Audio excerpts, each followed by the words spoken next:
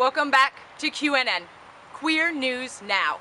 Now is always the time for queer news. Queer anything, really.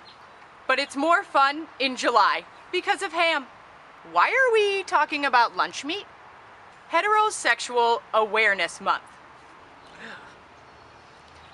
I feel like I'm cussing or something. Ugh. Yep, I said it. And at least enough people to set up a web page are participating. They stand for all the bigoted things that you think they do. Don't even bother Googling it. The last thing they deserve is another hit on their webpage. Speaking of assholes, here's a picture of a few from the San Diego Pride Parade. But more importantly, look at all these amazing queers marching in the street and participating in San Diego's Guerrilla Pride events. We hope you had an amazing Pride wherever you live. I know I did. Et tu, America. The words of Javaris Fulton after the infamous Zimmerman verdict. You already know what happened. So let's do the radical thing and talk about something else. Talk about something no one else is. Let's take a moment to honor Trayvon as a person who has things that he likes to do, who has a family and friends that love and endure for him, and for all of us who carry within that feeling of injustice that wrenches so deeply in moments like these. Provide for his loved ones some space amidst your thoughts of oppression, betrayal, anger, and I'll say it, fear, to recognize his personhood. Martin Niemöller wrote a poem after the Nazi rise to power. It started, "First, they came for the communists, but I wasn't a communist, so I didn't speak up." He continues to list targeted groups and finally writes, "And then they came for me, but there was no one left to speak up for me." Far too often in history, people without power are taken advantage of by those who possess it. Because of movements like Occupy, we know that the 99% is stronger than the 1%. But if we do not unite, if we do not stand together, we are alone. This issue is playing out in Greece right now. The government is rounding up people considered undesirable, targeting groups like sex workers, the homeless, drug users, and specifically trans women. Reports show that homophobic and transphobic attacks are on the rise with the increase of social pressure from violent far-right groups. In the article, "And Then They Came for Trans People," author McAlpine writes, "This new escalation follows a familiar pattern of false imprisonment, detention, and arrest. The pink triangle isn't just a cool emblem. It's a reminder that we've seen it all before. We said never again. Only it's happening again.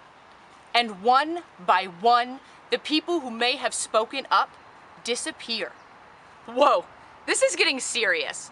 Let's cool off with some refreshing lemonade. Nothing tastes better after a long day of oppression than Jaden's pink lemonade. Where can you find this delicious beverage? Across the street from the Westboro Baptist Church. Don't worry, you're not gonna miss it. This lemonade is sold in the front lawn of a rainbow house by a 6-year-old girl. $22,000 and counting has been raised for the nonprofit Planting Peace. Way to go, Jaden. Hey man, it's 1974. Richard Nixon is the president. We're at war with Vietnam and hippies and marijuana are everywhere, and Congress just considered protecting gay people from job discrimination for the very first time. That's radical, dude! The future is gonna be groovy. Hi there. It's 2007. George W. Bush is president. We are at war with Iraq. Liberals and medical marijuana are everywhere. And Congress is still considering protecting 10% of the population from job discrimination. Until the votes get iffy and they drop the T off of ENDA's protections, losing most of the support from all major LGBT organizations, except for gay whites groups like HRC. Welcome back to 2013. We once again have a president that only needs one name. Marijuana is essentially legal in 2 states. War has been upgraded to unmanned drones. Incidentally, the manufacturers of which are huge contributors to HRC. Meanwhile, 29 states still allow the firing of a gay, lesbian, or bisexual person, and the same is true in 33 states for transgender people. It is time for a trans-inclusive ENDA, and we will not settle for less. Only 16 states include gender identity in their schools' non-discrimination policies. California is one of these states, and on July 3rd, they voted yes to becoming the first state in the country to protect all of our students with the School Success and Opportunity Act.